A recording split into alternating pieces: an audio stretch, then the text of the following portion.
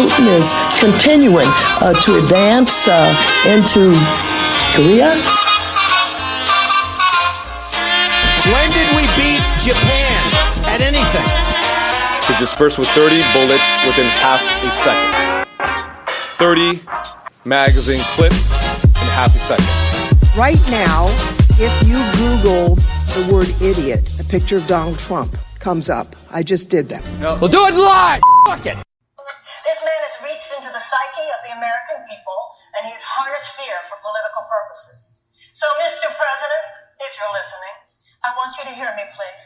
You have harnessed fear for political purposes, and only love can cast that out. So sir, I have a feeling you know what you're doing. I'm going to harness love for political purposes. I will meet you on that field, and sir, love will win. Hello and welcome once again to the Political Circus Weekly podcast. I am your host, Mike Ursery, and you are listening to episode number 35. Well, folks, it came and went.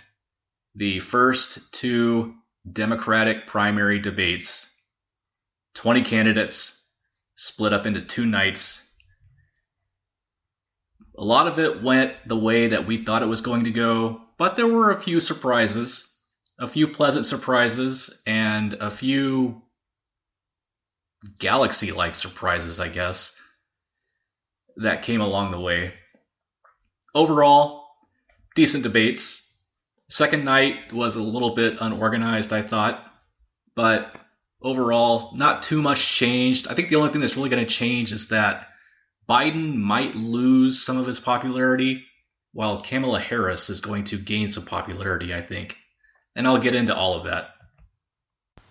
But before I get into it, the only thing that I really didn't like, other than the fact that there were a bunch of communists on a stage talking about what they want to do to this country, the thing I really didn't like was all the pandering that went on, particularly white people speaking Spanish, trying to appeal to Hispanic voters. That is some hardcore virtue signaling. Robert Francis O'Rourke, a white man with an Irish last name who grew up in El Paso, did it the first night, as well as Cory Booker. And then the second night, Pete Buttigieg, the skinny white boy from the Midwest, speaking Spanish, trying to appeal to Hispanic voters. As far as a pleasant surprise, my one pleasant surprise from this night was Tulsi Gabbard. You've already seen some people who say that they do favor Tulsi Gabbard in some regard. Economically, she is a progressive, but she also runs on this anti-war message. And at one point, so she was in the first debate, and so was Ohio Congressman Tim Ryan. At one point, Ryan exposed himself as a neocon. And he also got a little bit of history wrong by saying that the Taliban flew planes into buildings on 9/11. It wasn't the Taliban, it was actually Al-Qaeda who was being harbored by the Taliban, but that's not exactly how he put it at first. And then Tulsi Gabbard just dragged him for it. First of all, correcting him on saying that it was Al-Qaeda who flew planes into the buildings on 9/11. And then she goes on about how we've been in Afghanistan for too long. And then she even, at one point, because he was saying that we went to Afghanistan because the Taliban was protecting Al-Qaeda. And then she goes, well, who is protecting Al-Qaeda now? It's Saudi Arabia. She got that in just before the moderators ended that argument between the two. But very pleasant surprise to see her stand her ground, hold her own, and just completely own another candidate. It was nice to see.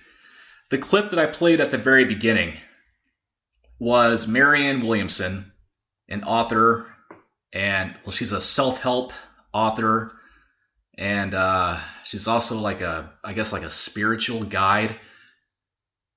So that was the galactic surprise that I'm talking about. And that one thing that she said was not the only weird thing she said, but that was her final that was her closing argument or whatever. That's what she said. That was her last thing that she said at the debate. They gave each candidate one final thing to say, and that was her closing message. And she said some other crazy things too. Now, first of all, yeah, she seems kind of kooky. She seems kind of out there, and yeah, she seems kind of crazy. However, with all those things that she said, and also you can go look at her Twitter account, and oh wow, she has got some tweets. But anyway, with all the things that she said and as kooky as she looked, she still was not the most insane person on that stage on the second night. That title belonged to Bernie Sanders and Eric Swalwell. Of course, everyone already knows who Bernie is, unless you were living under a rock since before 2015. But yeah, he's the old crazy guy with all the old crazy ideas. And then Eric Swalwell, who also was already insane. As you probably remember, Swalwell is the California congressman who tweeted at a private citizen on Twitter and told him that standing up to the government with guns is useless because the government has nukes and, quote, they're legit, end quote. And this man is now running for president. And while he's polling at 0%, and while he's definitely not going to win, he's also not going to be selected as a vice president, and he'll probably never be Speaker of the House. It's still crazy to think that this man is running for the right to have access to our country's nuclear codes.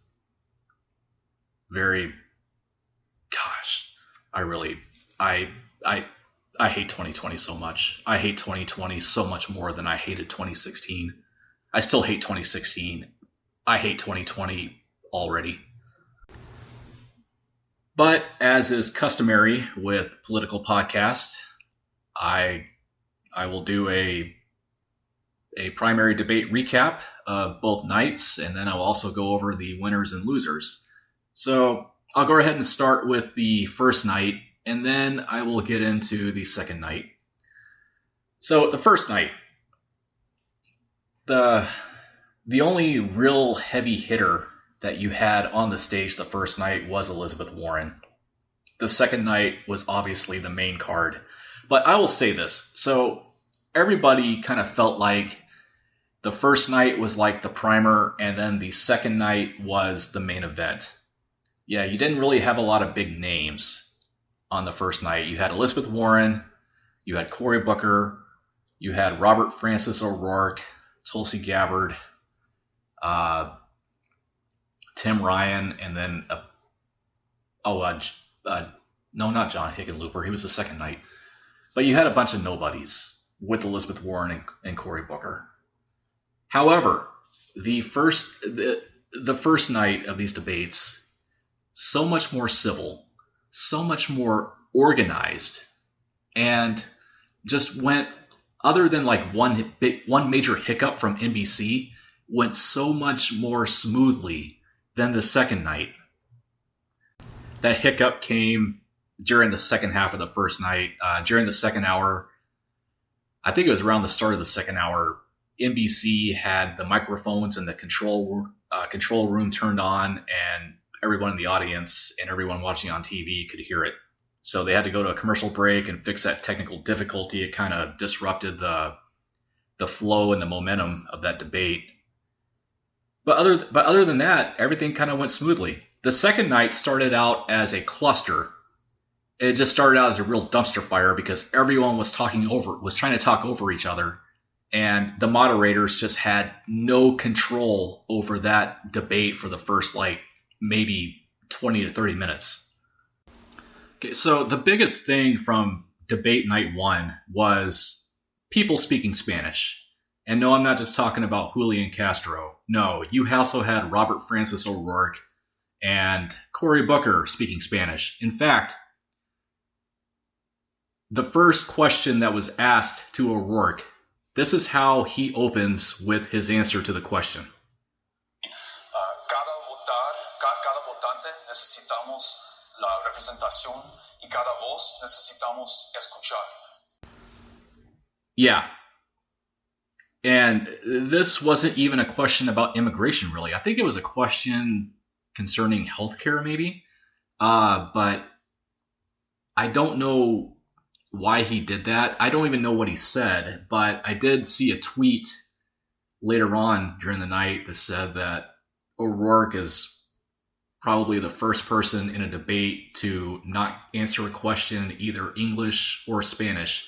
And that was kind of a thing for O'Rourke all night long, was that he really didn't answer anything. He would tell some personal stories, some personal anecdotes, but when it came to policy or ideas or anything, he really didn't say much. And for a guy who is already polling low, I have to think that after this debate, he's probably, going forward, he's probably going to be polling even lower.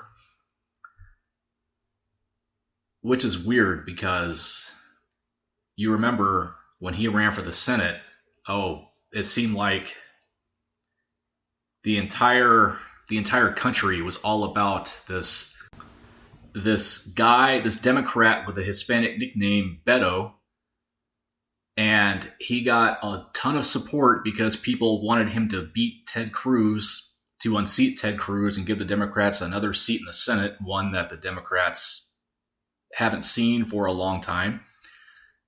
But now that that's over with and he lost to Ted Cruz, now it seems like people just don't really care anymore about Robert Francis. So this first debate was his chance to really establish himself as the candidate that people made him out to be during the Senate run. And he whiffed. He whiffed really hard. Now, one thing to think about,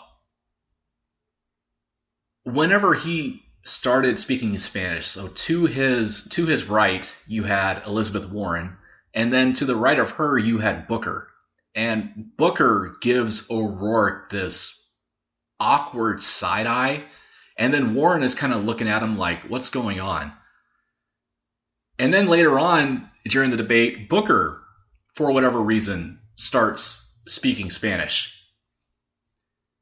It was just, I don't know, the whole thing just seemed kind of dumb to me.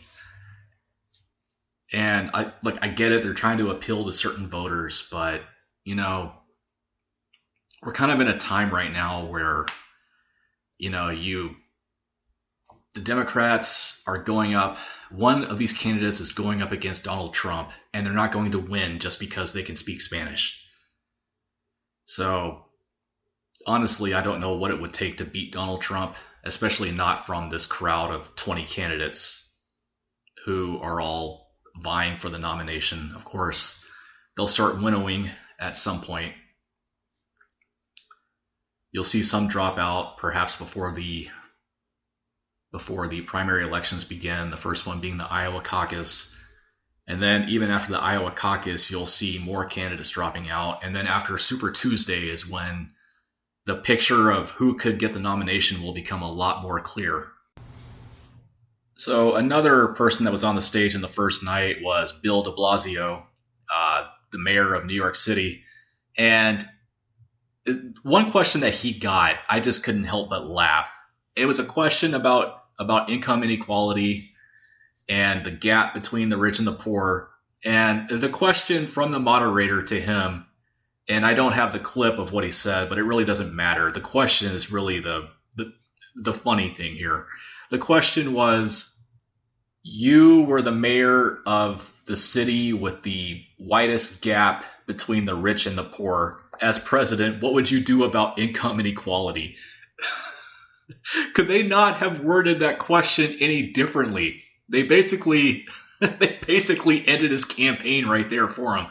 They said, well, as mayor, the gap between the rich and the poor grew and you couldn't do anything about it. What will you do as president about income inequality and the gap between the rich and the poor?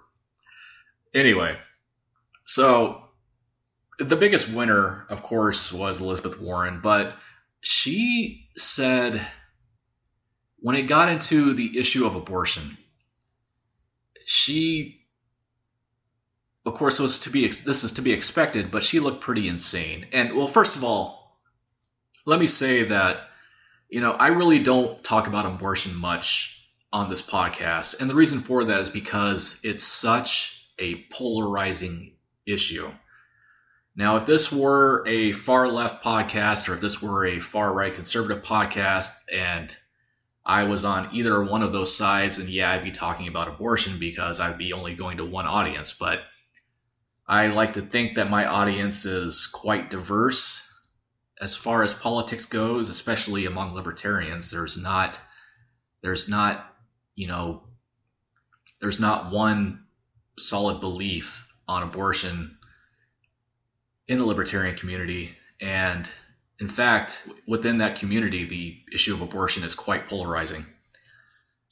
So I don't talk about it much, and like the thing too about, as polarizing as it is, even on both sides, they have their own internal arguments. Like, for example, on the pro-life side, if you were to say something like, well, personally, I'm pro-life, but when it comes to telling someone else what they should do, I don't really think that's my place. That's not going to fly to the people who are 100% pro-life.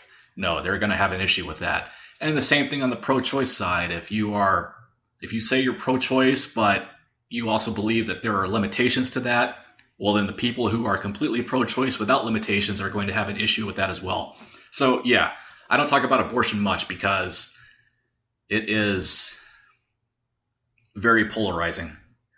But Elizabeth Warren talking about abortion, and basically she is one of those pro-choice with absolutely no limitations people. But I really won't say much about what she said. Instead, I'll just play the clip of what she said. Here's what she said when asked by Lester Holt a question on abortion. Would you put limits on any limits on abortion? I would make certain that every woman has access to the full range of reproductive health care services, and that includes birth control, it includes abortion, it includes everything for a woman. And I want to add on that, it's not enough for us to expect the courts to protect us.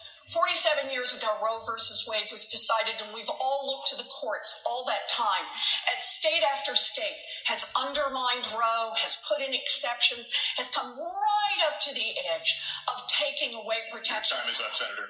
We now have an America where most people support Roe versus Wade. We need to make that federal law. So as you can see there, she wants federal law to trump,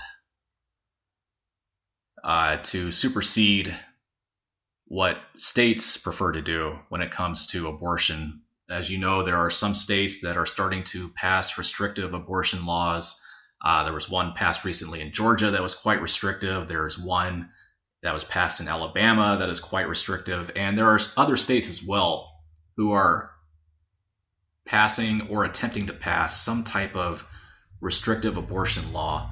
And as president, she would want there to be a federal law that would prevent states from making any kind of abortion law for themselves. So that would be quite the power grab. Oh, and also federal law protecting Roe v. Wade, because there's always this talk about how the Supreme Court might change the decision on Roe v. Wade, and Roe v. Wade could be gone forever. You remember whenever Brett Kavanaugh was going through the confirmation process for the Supreme Court, this is one of the issues that was being talked about. But of course, it didn't stop there, because then it just, oh man. From there, they stayed on the topic of abortion, and Julian Castro and Booker both also spoke on the abortion issue, and it was an opportunity for the both of them to show off just how woke they are. You know, there was a time where saying you were woke was a good thing.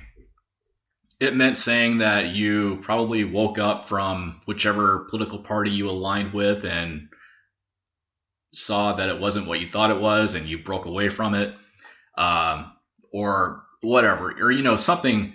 Basically, just saying you were woke meant that you were seeing things in a different light and your beliefs completely changed.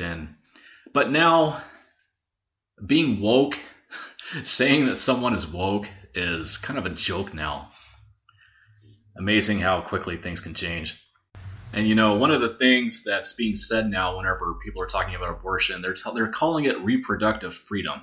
Well, Castro said that it wasn't just reproductive freedom, it was reproductive justice. And then he goes on talking about how trans women, meaning men who either transition to a woman or want to transition to a woman, trans women also need to have access to abortion. And then, of course, Booker chimes in and said that you need to think about especially the African American trans community. Yes, I think, what is it, like 0.03% of the country that is African American trans? Yeah, so, you know, the African American population in this country makes up 13% of the total population. And then 0.03% of that, not even a tenth of a percent of that, not even a half of a tenth of a percent of that is trans. So I guess Booker is trying to key in on that demographic to help his chances. I don't know. Anyway, it got stupid and it turned into the SJW Olympics. I was watching it and I was just thinking, what is going on right now? That was strange. It was strange, but this is part of the American left now. Oh, and by the way, the strategy there is not keying in on certain demographics. No, the strategy there is making yourself seem woke. That's why Castro and Booker both did that. Make yourself seem woke before your base. Gosh, I hate 2020 so much. Can we just skip it? Can we skip November 2020? Can we just not have a 2020 election and just be done with it? Because I really don't think I can handle another year and a half of this. And then there was the small argument between Tulsi Gabbard and Tim Ryan. And, you know, Tim Ryan, he just looks like a psychopath. He looks psychotic. And then he exposed himself as a neocon, and it all makes sense now. But, you know, she was talking about... So there was a question asked about Iran, and then she begins speaking, and this is her area of expertise. And she begins talking about Iran. She goes on about how we've been in Afghanistan for too long and how, you know, we've been there for too long and we haven't really accomplished any kind of a mission over there because we've been over there for so long. The Taliban are not defeated. And then Tim Ryan just interjects. Here is how that exchange went down. Is that what you will tell the parents of those two soldiers who were just killed in Afghanistan? Well, we just have to be engaged. As a soldier, I will tell you that answer is unacceptable. We have to bring our troops home from Afghanistan. We are no better off in Afghanistan today than we were when this war began. This is why it's so important to have a president and commander-in-chief who knows the cost of war and who's ready to do the job on day one. I am ready to do that job when I walk into the Oval Office. Thank you very much. I'm going to go down the line. But the reality of it is, if the United States isn't engaged, the Taliban will grow, and they will have bigger, bolder terrorist acts. We have got to have some presence there. The Taliban was there long before we came in. They were there long before we leave. Well, we cannot keep U.S. troops deployed to Afghanistan thinking that we're going to somehow squash this Taliban that has been there, that every other country that's tried I didn't say squash them. When we weren't in there, they started flying planes into our buildings. So I'm just saying right now, the Taliban didn't attack us on 9/11. Al-Qaeda did. Al-Qaeda attacked us on 9/11. That's why I and so many other people joined the military to go after Al-Qaeda, not the Taliban. The Taliban was protecting those people who were plotting against us. All I'm saying is, if we want to go into elections and we want to say that we got to withdraw from the world, that's what President Trump is saying. We can't. I would love for us to. Protecting Al Qaeda right now in Saudi Arabia. Withdraw from the world, painting non-interventionism as isolationism. Gotta love it. Nia Khan speak. It's amazing. Very amazing. Anyway, so Ryan obviously is, of course, one of the losers from this debate because he got body slammed. Tulsi Gabbard is a winner. She was the most Googled candidate after that first debate, so that's a win for her. And Elizabeth Warren obviously was the biggest winner. She was pretty strong in the first hour. She kind of disappeared and didn't say much in the second hour, but she really didn't have to. And the reason why I say that she is the winner, she was already gaining popularity before this debate started.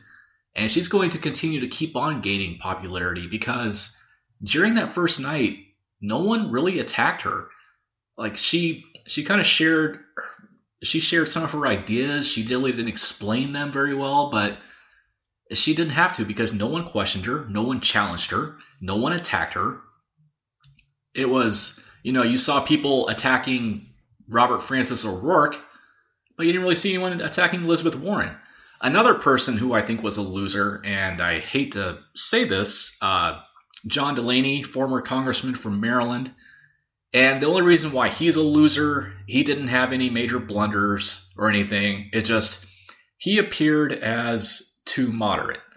And you would think, well, maybe that's not such a bad thing. Well, in today's Democratic Party, it potentially is a bad thing because the party is moving so much further to the left. Like before 2016, it was already kind of moving further to the left. And then Bernie Sanders and his message of free everything gave the party a shove further to the left. And then even with 2018 midterms, you see some Democratic socialists being elected. So there was another shove further to the left. And all these people like John Delaney and Joe Biden, all these moderates in the race right now, you don't know, even Joe Biden, as popular as he is, you don't know if he's going to be the last one standing just because they're too moderate and they're too close to the center, closer to the center than the Democratic Party wants them to be. So that's really scary to think about. Now, the one thing that John Delaney did was he challenged the notion of Medicare for all. And to do that on national TV on a debate stage took guts. That took some courage. So props to him for doing that. Unfortunately, it's going to hurt him. But props to him for sticking to his principles and just saying what he thinks. He thinks that Medicare for all, just straight Medicare for all and nothing else, like abolishing private insurance, he thinks that's a bad idea. And props to him for sticking to his principles as far as that goes. So I don't want this episode to be too long, so I'm not going to spend too much time in the first night because the second night, obviously, there was, even though I thought it was a dumpster fire and I thought it was kind of bad, kind of kooky, and then of course you got to listen to Bernie Sanders flap his gums for 2 hours. There was still a lot more from the first night than the second night. So first of all, Bernie, while he was second to Joe Biden, you're about to start seeing the descend of Bernie Sanders. It will not be a free fall, but he is going to gradually lose popularity. Now, look, I get it. 3 years ago in 2016, so many people supported Bernie Sanders. Well, because for one thing, he was up against corrupt Hillary Clinton, who also is a moderate, and with the party already moving to the left, there weren't too many people excited about Hillary anyway. Well, I mean, there were plenty of people excited, but not as excited as, say, Barack Obama. And given her shady past and her reputation for being corrupt, along with her husband, yeah, so that made Bernie look good. And then the fact that he was also going against people like Jim Webb and Martin O'Malley. But this time around, Bernie Sanders is not the only Democratic socialist who is running in this race. You also have people like Kirsten Gillibrand, who is really, she wasn't always a Democratic socialist, but she's really kind of going down that road now. In fact, during the second night, she was touting a lot of Bernie's policies. It looked a lot like Gillibrand was already gunning for a vice president selection. So, yeah, she was touting a lot of Bernie's policies. And then, you also have people like Elizabeth Warren, who is, a far left candidate.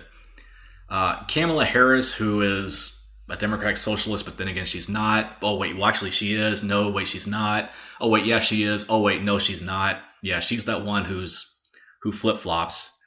She flip-flops between, well, I think we should abolish private insurance. Oh, well, maybe, actually, no, I misheard the question. No, we shouldn't abolish private insurance. Should we abolish private insurance? Yes, I think we should. Oh, wait, no, never mind. I don't think that. No, we shouldn't.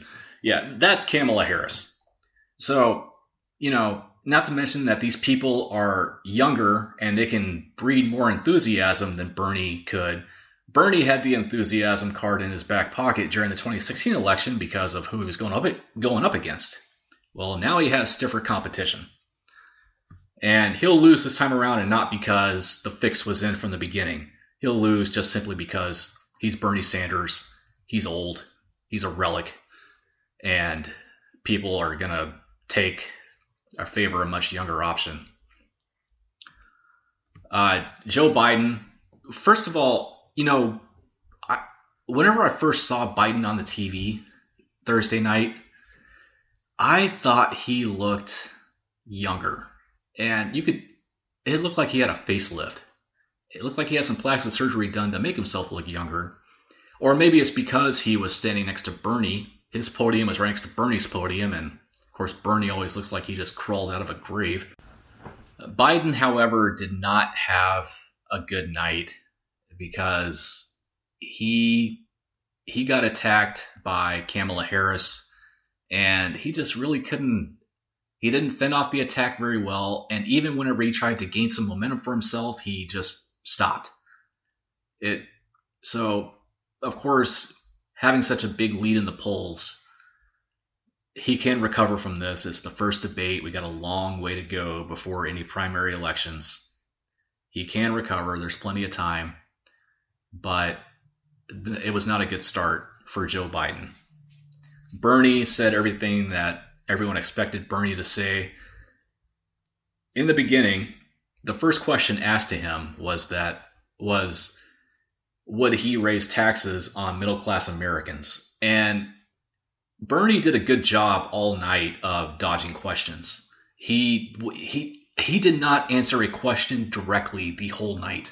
So this first time around, he starts spouting off like all of his policies, Medicare for all, tuition-free college, and just all these things that he wants to do. And then the moderator, like after he's done talking, the moderator said, well, the question was, would you raise taxes on middle-class Americans? And then he goes on and just like says all those policies again. And then finally he goes, yes, we will raise taxes on middle-class Americans. Bernie, that's all you had to do. Come on. Look, it's a 2-hour night. Everyone's trying to get their time in. Everyone wants to have a chance to speak. And here you are beating around the bush because you don't want to answer the question. The worst thing for Bernie also was one thing that Bernie had said and he was very excited when he said this. Very excited, voice raised. He said that he would write executive orders to undo everything that Trump has done. Of course, I'm sure he's talking about the tax bill and maybe the right to try and who knows what else. But he said that he would write executive orders. So basically, from day one, he would be bypassing Congress to undo everything that Trump had done. Well, he's not. I don't think he's going to be president, so we don't have to worry about that. But, you know, the fact, I do think Bernie kind of exposed himself as the power-hungry fraud that he really is just by that statement alone. He wants power. He doesn't want to make your life better. He has all these ridiculous policies that he can't fund. He refuses to, you know, answer straight up, yes, we're going to raise taxes on everyone and not just the rich, when he's been railing against the millionaires and the billionaires, even though he's a millionaire with 3 houses. But, you know, I think he really exposed himself for the fraud that he actually is. And another thing too, it's kind of fun to listen to him talk when he gets excited though. When he gets excited and his voice is raised, he doesn't really sound so much like a politician anymore. He sounds more like a pro wrestler. Like, imagine Bernie standing in the middle of a ring with a microphone in his hand. Trump, you can't hide from me, Trump. I will see you next week at WrestleMania, and I will come down on you so hard with the people's elbow and undo everything you've done as president. I will see you, Trump. I'll see you next week at WrestleMania. Yeah, that's what Bernie sounds like when he's excited. Speaking of trying to get time in, Andrew Yang. I am very upset with NBC for the way they did this. Andrew Yang, and I'm not saying this because I want Andrew Yang to win. However, Andrew Yang is an interesting candidate. Andrew Yang, for being an outsider, has raised his own share of popularity. You even have, you have people who aren't even Democrats who are wanting to learn more about Andrew Yang. Andrew Yang, in a 2-hour debate, was given 3 minutes to speak. 3. Only 3. Even Marianne Williamson, another outsider, was given more time to speak. I do not understand why NBC can't just give everyone the same amount of time. Look, I get it. There's questions to be asked. There's 10 candidates. You only have a 2-hour window with commercial breaks. And people have to answer questions, and you have to allow for rebuttals. One thing that Yang tweeted after the debate was that his microphone was turned off for most of the night. You have, if this is true, you have so many candidates cutting each other off, trying to talk over each other, and then you have Andrew Yang. And in fact, one thing that I saw Yang raise his hand a lot of times because he wanted to say something. And then I guess they never turned his mic on so he could. What's up with that? Why would you do that? Look, I get, yeah, people want to hear Kamala and they want to hear Gillibrand, they want to hear Biden, they want to hear Bernie, but still, if you're going to let people talk over each other, why turn anyone's microphone off? That's just, I really hope he gets into another debate, and I hope he gets more time and more chances to speak. Because that is just garbage. That is very garbage.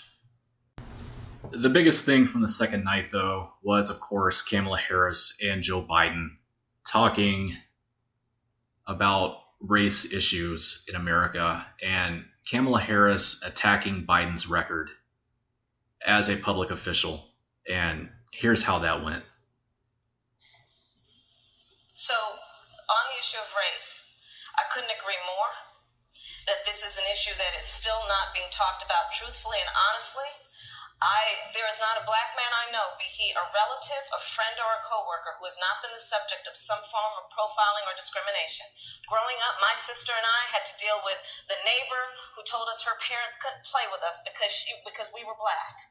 And I will say also that in this campaign, we've also heard, and I'm going to now direct this at Vice President Biden, I do not believe you are a racist.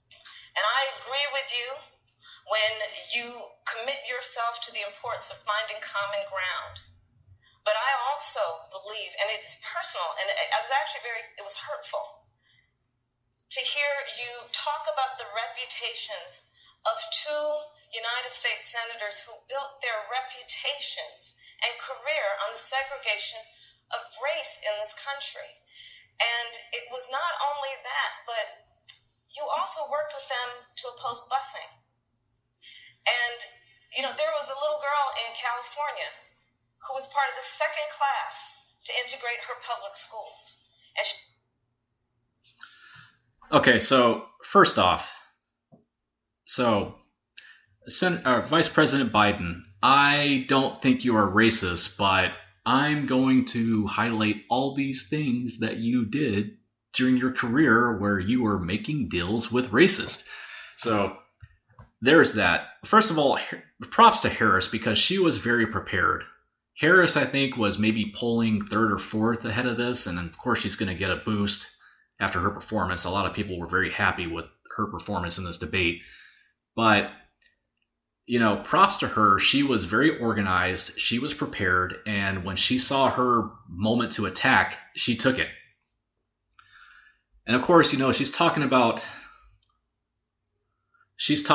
his one thing that he did. He opposed busing, meaning putting kids on a bus and taking them to a school far away from where they live. It was called desegregation busing. And like I said, yeah, sometimes it could be busing students to schools outside of the district that they live in. And it was just a way to desegregate schools. So Harris brings up one thing from Biden's career, and then she continues on. she was bused to school every day. And that little girl was me. So I will tell you that on this subject, it cannot be an intellectual debate among Democrats. We have to take it seriously. We have to act swiftly. As Attorney General of California, I was very proud to put in place a requirement that all my special agents would wear body cameras and keep those cameras on. Senator Harris, thank you. Vice President Biden, you have been... Okay, so there is that. The crowd, the applause begins with the crowd, or comes from the crowd, and then Biden is given the chance to speak. Mischaracterized my position across the board. I did not praise racist. That is not true. Number one. Number two, if we want to have this campaign litigated on who supports civil rights and whether I did or not, I'm happy to do that. I was a public defender. I didn't become a prosecutor. I came out and I left a good law firm to become a public defender when in fact my city was in flames because of the assassination of Dr. King. Number one. Number two, as the Vice President of the United States, I work with a man who, in fact, we worked very hard to see to it we dealt with these issues in a major, major way. The fact is that in terms of busing, you would have been able to go to school the same exact way because it was a local decision made by your city council. That's fine. That's one of the things I argued for, that we should be breaking down these lines. But so the bottom line here is, look, everything I've done in my career, I ran because of civil rights. I continue to think we have to make fundamental changes in civil rights. And those civil rights, by the way, include not just only African Americans, but the LGBT community. But Vice President... So Biden responds, and he took a jab at Kamala Harris by saying, I became a public defender and not a prosecutor, because Harris, before becoming the California Attorney General, she was a prosecutor, and then she became the top cop in the state. So Biden getting his shots in when he can. Of course, Biden is certainly a pro when it comes to debates. He's been doing this for a long, long time. Way too long. Anyway. But Harris, of course, does not back off. She continues on. She stays on the busing topic. And here's how it went. Do you agree today that you were wrong to oppose busing in America? Then, no, do you agree? I did not oppose busing in America. What I opposed is busing ordered by the Department of Education. That's what I oppose. Well, there was a failure of states to integrate public schools in America. I was part of the second class to integrate Berkeley, California public schools almost 2 decades after Brown v. Board of Education. Because your city council made that decision. It was a So local that's where the decision. federal government must step in. The That's why we have the federal Voting government Rights Act and the Civil. So again, another plea for the federal government to act on a certain issue. I do like, though, how Biden gave Harris that little quick middle school civics lesson, saying that he didn't think that should have been the responsibility of the Department of Education. Honestly, we shouldn't even have a Department of Education. He was saying that the reason why it took so long for the schools where Kamala lived was because it was a city council decision, basically saying it was a city issue and the city handled it, which is the way that it should have been. So a little quick civics lesson there from Biden to Kamala. And then Biden continues on, but then he just kind of stops. I don't know what that was about, but he really hurt himself there. Here's what Biden did. ERA from the very beginning. I'm the guy that extended the Voting Rights Act for 25 years. We got to the place where we got 98 out of 98 votes in the United States Senate doing it. I've also argued very strongly that we, in fact, deal with the notion of denying people access to the ballot box. I agree that everybody, once they, in fact, anyway, my time's up. I'm sorry. Thank you. What? Your time is up? First of all, they gave you 30 seconds. You didn't speak for 30 seconds. Second of all, you were creating momentum. You were just saying all these things that you did in your career. You had the chance to completely fend off that attack and put Kamala back in her place. And, well, maybe not put her back in her place. That's like, that's really not the right thing to say there. But really just to fend off that attack and make yourself look even better coming out of that debate. And then all of a sudden you just go, well, my time is up. Why did you do that? Why? Why did you just give up like that? This is why Biden didn't have a good night. Because of that right there. And also because he's Joe Biden. But anyway, so, the last thing I want to talk about. So losers tonight, Joe Biden, Bernie Sanders. Winners tonight, obviously Kamala Harris. Another person who was a winner from Thursday night, debate night 2, Marianne Williamson. And up until then, if people had said presidential candidate Marianne Williamson, a lot of people would have been like, who? So I had no idea who she was before Thursday night. And then I'd heard her name before. She had declared her campaign back in January. And even back then, whenever I heard that she declared, I thought to myself, who? And then I just saw that she was an author, and I thought, okay. I didn't hear anything about her really after that. She got onto the debate stage. I guess she had enough donations to get onto the debate stage. She's polling down at the bottom with a lot of the other bottom feeders in the polls right now. Eric Swalwell. But, it took close to 30 minutes before they finally let her speak. And then when they did let her speak, that's when she really caught my attention. And not just because she said a bunch of crazy things. She didn't say crazy things in the beginning. That came later. No, in the beginning, she said, so the first thing that she talked about, because they were still on the topic of healthcare, they spent so much time talking about healthcare during that second debate.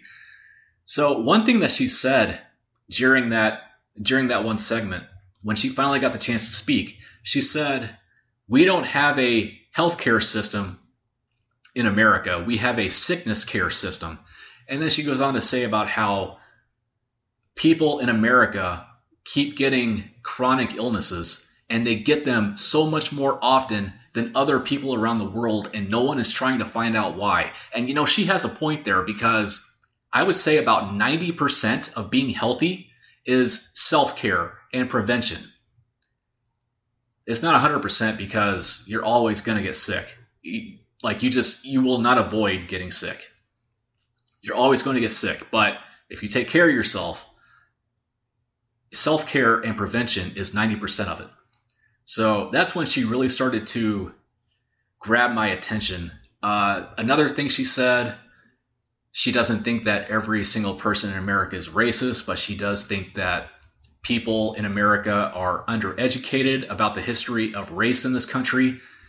And she goes on to say that, and at that point I'm thinking to myself, how did the Democrats find someone who makes this much sense?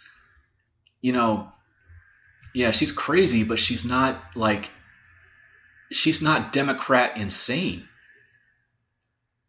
I mean, she favors some progressive policies, of course, but she just didn't come off as, she came off as kind of kooky and loopy, but she didn't come off as Democrat insane. However, she is quickly becoming a meme. And that's because, well, she was given more time to speak, and then that's when I don't want to say that the wheels fell off, because they obviously didn't. At the end of that debate, she was the most Googled person, so that, of course, is a win for her. But one of the questions asked both nights is, what would be the first thing you do as president? And she was speaking in this like Audrey Hepburn accent. She sounded like this like movie star from the 1950s or 1960s or whatever. She had that kind of accent. And she said that the first thing she would do is that she would call up the leader of New Zealand, and that is Jacinda Ardern. Jacinda Ardern, who said that she wants New Zealand to be the best place for a child to grow up. Of course, what leader wouldn't want that for their country? Anyway, well, except for all the leaders around the world that suck. But she said that the first thing she would do is call up Jacinda Ardern and say, girlfriend, you are wrong, because the United States is going to be the best place for a child to grow up. And from then, the jokes just started coming. And yeah, that did sound really kooky. But you know, the very first thing that she does when she's president is she's going to call another world leader and say, my country is better than yours. Okay. Well, I mean, first of all, yeah, this is the United States of America. Of course, this country is better than yours. But if that's what if that's the first thing she does as president, that's fine by me. I don't care. Doesn't involve taking any more of my rights away. So yeah, obviously I don't care about that.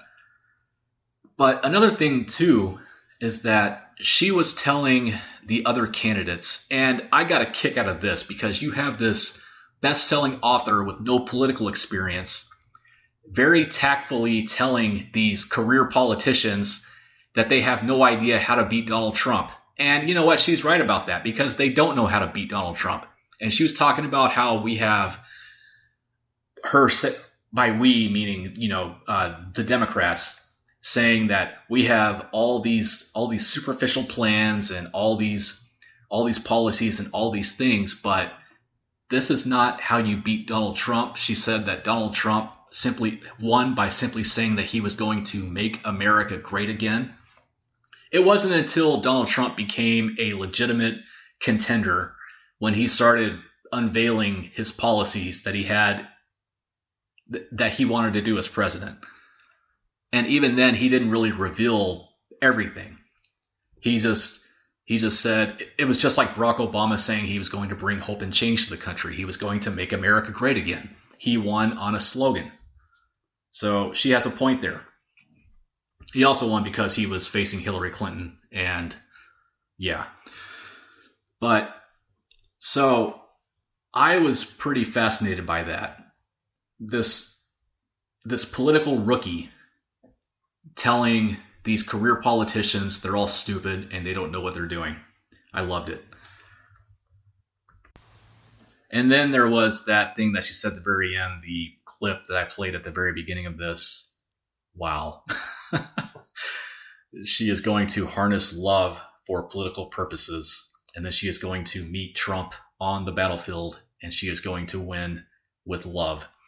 So, gosh, there is really no chance of this happening. But man, I would love to see a debate between Trump and Marianne Williamson. That is the debate we need. That is the debate we deserve. Oh, I wish that would happen. So, Biden, I think, is still the front runner, although he got wounded, but plenty of time for him to recover. Harris got a boost. Pete Buttigieg, he's still going strong. Bernie's going to take a dip, and I'm not sure when the next debate is, but I'm already looking forward to it because, I live tweeted both of those debates. That was the first time I've ever done that, and it was exhausting. I had fun doing it, but I was tired. In fact, the second night, there was about 45 minutes left, and I just wanted to stop because, the people who do this for a living, the people who do social media for a living, props to you because that is exhausting work. But that's all the time I have for this week. Thank you so much for listening to episode 35 of the Political Circus Weekly podcast. I will be back again next week with another episode. By the way, next week is the 4th of July, so I'd like to wish everyone a happy 4th. If you're going to shoot fireworks, please be safe. Don't blow your fingers off. I'll say it, but I know you're going to do it anyway. Don't kill each other with Roman candles or bottle rockets. I know you're all going to shoot them at each other. But just have fun. Be safe doing it. Happy 4th. Happy week. I will see you all again next weekend. Thank you for listening.